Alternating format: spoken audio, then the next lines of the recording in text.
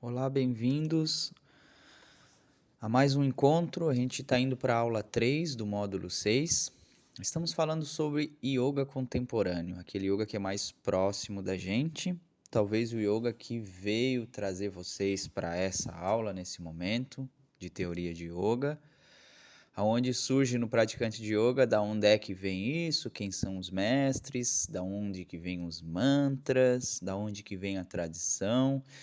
Tudo isso a gente tem no conteúdo que está tudo disponível aqui no YouTube, e a gente está fazendo o avanço cronológico. Claro que isso é um resumo para vocês pegarem uma boa base para irem atrás desse conhecimento com um pouco mais de volume de estudos, mas é um bom começo, né? Eu ouço muito, por exemplo, como professor de yoga, pessoas que vêm atrás de textos, vamos dizer um exemplo assim, do Bhagavad Gita, mas não entendem, param no meio do caminho e não conectam muito, até não fazem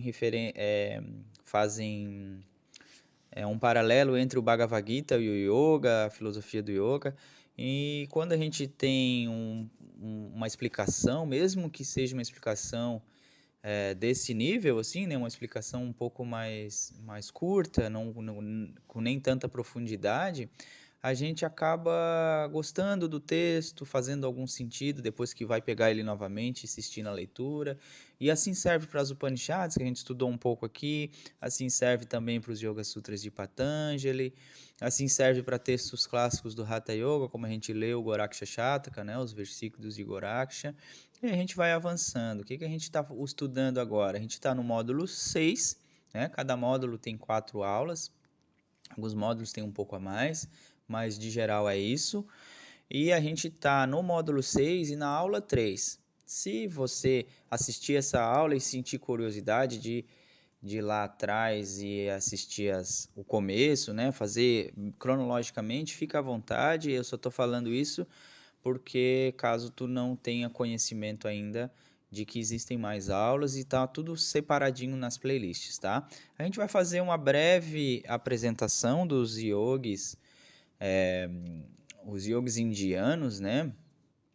Que eles sintetizaram a prática de Hatha Yoga que é como a gente conhece. Talvez vocês vão conhecer alguns, outros não, mas a minha ideia agora é trazer à tona esses primeiros yogis mais famosos, na verdade, os métodos dos yogis, né? Porque os yogis a gente estudou na aula passada, né? Estudou alguns yogis brasileiros, inclusive, e foram aqueles que trouxeram para o Ocidente a filosofia do yoga, que trouxeram os textos, a tradição, e a gente estudou na aula passada e hoje a gente vai estudar alguns, né? Porque são milhares, né, gente? Se eu trouxer todos aqui, além de a aula ficar de 3 horas, vai ficar uma aula muito maçante. Mas só para vocês, para a gente honrar mesmo a filosofia, né? Que a gente pratica e gosta tanto. O que eu trouxe? Eu trouxe alguns dos yogis que a gente estudou da semana passada e qual foi o método que eles fundaram. Para vocês entenderem, muitas vezes a gente entra num estúdio de yoga e pratica uma modalidade de yoga e apenas acha que só existe essa, né? Mas que na verdade existem várias modalidades de yoga e cada um vai se identificar com a que mais lhe agrada ou que mais faz sentido, né? Porque a ideia do yoga não é muito agradar, né? A ideia do yoga eu nem fico contente se a pessoa gosta de yoga, eu fico contente se a pessoa entende o que é o yoga, né? Que são coisas que fazem mais sentido, tá? Então nessa aula 3, a gente vai ver alguns métodos que esses primeiros yogis trouxeram aqui, que ficaram famosos aqui no Ocidente, tá? Aqui a gente vai ver o primeiro sistema, que é o Ashtanga Yoga. Esse Ashtanga Yoga a gente viu lá na nossa aula passada, a gente viu esse cidadão que está dando aula ali, né? Que é um dos primeiros yogis modernos, né? Que a gente falou ali, conhecendo os yogis. E quem é aquele ali? Aquele ali é o Patabi Jois, tá? Daqui a pouco ele vai aparecer aqui no vídeo que está do lado. O Patabi Jois, ele foi um dos discípulos do Krishnamacharya, que foi um dos expoentes do yoga, né? Aqui está o Patabi Joyce dando a aula. E esse método dele é um método bem vigoroso, tá? Ela se caracteriza pela frequência das posturas e é talvez o yoga mais intenso que temos atualmente, tá? Então, para quem gosta de uma prática, normalmente são pessoas mais jovens, mais dada aos a prática física, essa é uma prática bem forte mesmo, o pessoal sai bem suado da prática, né? E aqui ele está fazendo o método aqui, eu esqueci a data, mas acredito que isso aqui deve ser dos anos 80 ou 70, ele ensinando, fazendo uma demonstração aqui, né? Então isso aqui é uma figura, o Patabi Joyce, é uma figura polêmica, depois eu vou abrir um pouco no final para a parte polêmica, né, do yoga, desses mestres do que o yoga tem. Inclusive, o Patabi Joyce, ele foi um mestre, fez um ótimo trabalho como divulgador e fundou seu próprio método, como a gente viu ali, né? Porém, gente, o que que acontece? A gente é humano, né? A gente acaba cometendo alguns desvios aí de conduta da nossa vida e às vezes acaba manchando a nossa imagem, tá? Mas isso vai ficar para o final, para vocês e também acabar com essa desmistificar um pouco essa ideia que às vezes a gente acaba ideusando, né? Um professor ou um mestre e acaba esquecendo da parte humana, assim, errante do professor e do mestre, tá? Mas só vou pontuar isso um pouquinho mais para o final, para vocês, a título de curiosidade também, para vocês se antenarem um pouco mais sobre isso. Aqui, ó, o Desi Kachar, nascido em 1938, foi também, né, um discípulo de Krishnamacharya. De novo, a gente sempre vai ver esse nome aqui, tá? Ele, além de ser, ele é filho, né, do Krishnamacharya. Esse Krishnamacharya aqui foi um dos, digamos assim, um mestre raiz da Índia, onde trouxe, a gente falou bastante algumas aulas sobre ele, aqui já tem uma foto dele já bem velhinho, né? Dando seus ensinamentos aqui para o Desikachar. Esse aqui deixou um número volumoso de de literatura, né, atribuídas ao yoga, e o método que ele fundou foi o Vini Yoga. Vini é progressivo em sânscrito, né, o yoga progressivo, tá? A prática dá ênfase ao controle da respiração, cuidadosamente correlacionada aos movimentos posturais. Essa é uma prática bem de Hatha Yoga, assim, tradicional. Quem, quem faz aula de Hatha Yoga, assim, vai chegar no estúdio e vai dizer, é Hatha Yoga. Então, o Hatha Yoga pode ser a mistura desses métodos que a gente está vendo aqui agora, tá? Eu, por exemplo, eu não me fixei em um método específico, eu não falo, apesar do nome do meu espaço ser Purna Yoga, vocês estão vendo aí, né? Purna Yoga significa isso aqui, ó, yoga integral, tá? O yoga pleno.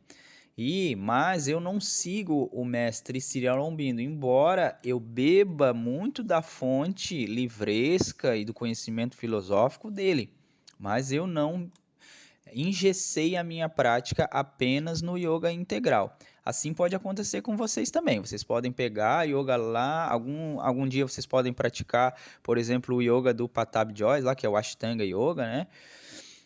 E depois pegar um pouco do Vini Yoga, depois fazer as meditações aqui do Sri Aurobindo, que é essa figura muito emblemática para a Índia, até uma figura bem política que ajudou ali na questão da independência da Índia, uma pessoa bem forte. Eu particularmente gosto bastante dos textos dele, embora sejam uns textos bem complexos e metafísicos, mas fica a dica para vocês irem atrás dessa literatura e dessa prática também, se tiver aí na tua cidade, né? Yoga integral, você já vai saber que é o quê? Objetivo aperfeiçoamento do ser em todas as dimensões físicas, emocional, mental e espiritual.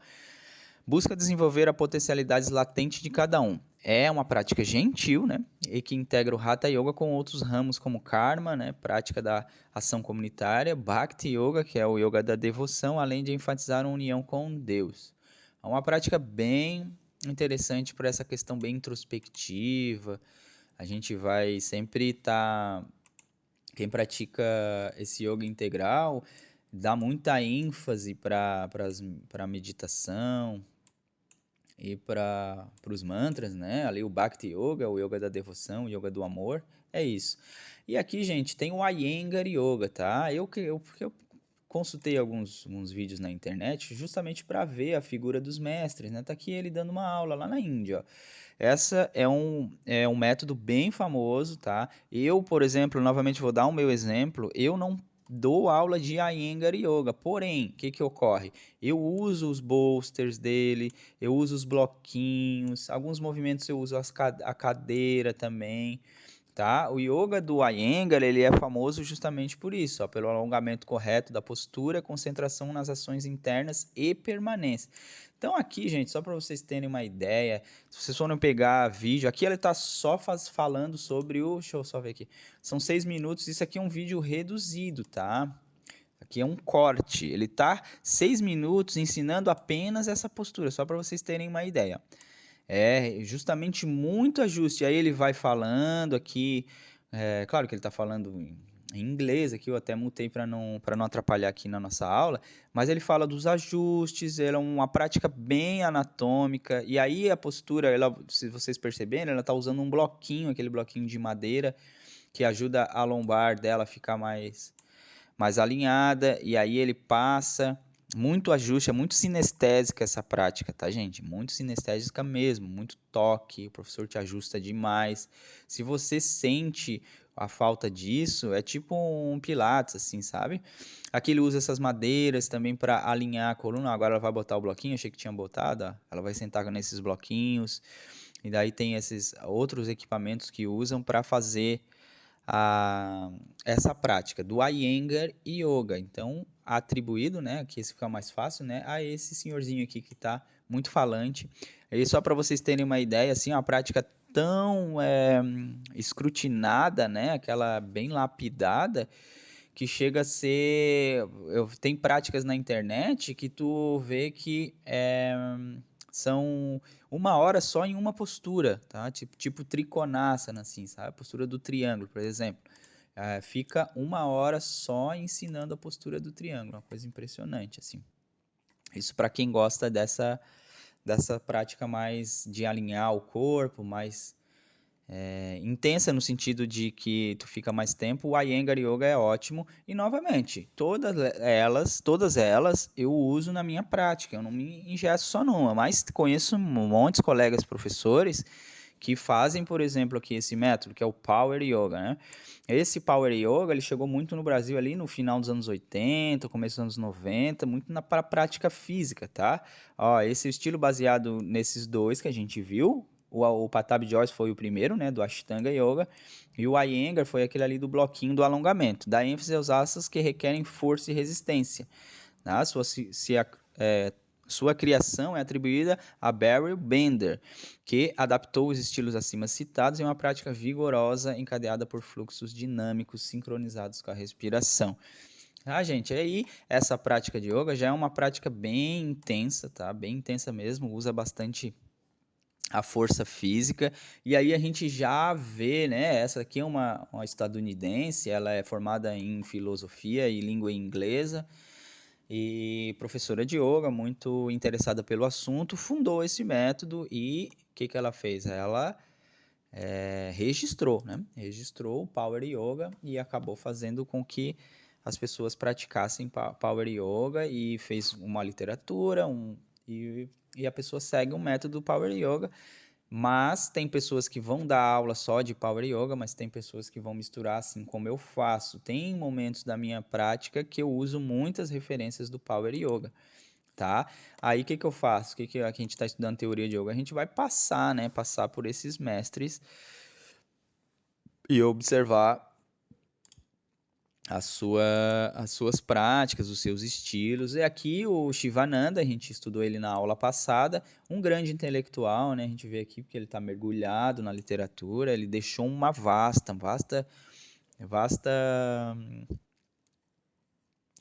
literatura sobre o yoga. E aqui, como ele é médico, né? Ele também, além de ser professor, mestre de yoga, ele é médico, tá? Então visa manter a vitalidade do corpo e retardar o processo de deterioração e diminuir as chances de doença pelo simples natural cultivar do corpo. As filosofias do sistema estão resumidas em 5 princípios. Aí ele vai falar, vai começar por um pranayama, depois vai para as posturas, relaxamento, aí ele enfatiza também a dieta, né, vegetariana, isso aí é muito comum, né, a maioria dos praticantes de yoga ou não comem carne ou evitam comer, né, até pela questão do ahimsa, da não violência. Aqui ele está falando de pensamento positivo, meditação, né, Vedanta e Dhyana. Então essa é uma prática bem interessante também, uma prática bem introspectiva, assim como o Vini Yoga, que é o do filho ali do Krishnamacharya, que a gente viu no segundo slide, essa é também uma prática bem intensa. Aqui é o último slide, gente, eu deixei essa para o final, falei para o final que a gente tem muita coisa relacionada a tipo, vamos falar desse método em específico, né? A gente falou lá do método passado, que é o Shivananda Yoga, né? É isso? Deixa eu só voltar aqui. Opa! Isso, Shivananda Yoga, foi isso mesmo, e a gente agora vai falar do Hot Yoga. Aí, pessoal, qual é a característica do Hot Yoga? É uma série de 26 asanas, posturas corporais, e exercícios respiratórios feitos por 90 minutos em uma sala aquecida. Olha só isso, gente, 40 graus. Foi criada por Bikram Choudhury. Não sei nem pronunciar esse sobrenome dele. É Choudhury. O objetivo é aquecer os músculos rapidamente e promover a desintoxicação via respiração.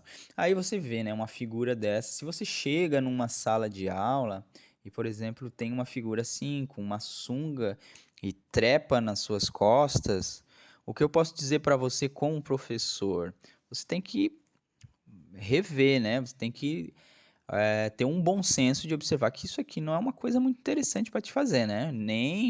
Nem se fosse um indiano, nem se fosse um mestre que mora na montanha, um asceta, você tem que ter um bom senso de que isso não tá legal, não tá legal mesmo, tá? Aí a questão de estar com pouca roupa, tudo bem que ele tá numa sala super aquecida, né? Ele tudo 40 graus, imagina, quanto menos roupa melhor, mas isso aqui já é uma coisa que é abuso. E pessoal, agora é por isso que eu falei que eu ia entrar num assunto um pouco delicado agora, porque esse cidadão aqui, o Bikram, ele foi acusado, inclusive tem filme dele, se eu não me engano, na Netflix, que fala sobre as tantas acusações polêmicas de assédio sexual e dentre outras coisas. Por que eu deixei para o final isso? Justamente porque quando eu comecei a minha prática de yoga, eu comecei a fazer uma prática mais livresca. Assim, acredito que um pouco das pessoas que estão aqui me assistindo aconteceram isso. Se você pegar um livro, por exemplo, do segundo que a gente, do primeiro que a gente viu, a primeira lista aqui, ó, até vou voltar para vocês, no primeiro slide, que é esse do Ashtanga Yoga, por exemplo, que é o Patabi Joyce, o que você vai pegar? Você vai pegar a sua essência, a essência dele como yogi, né?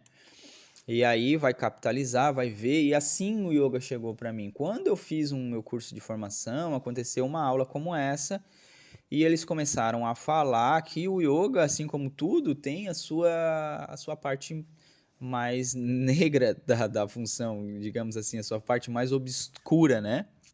Da filosofia.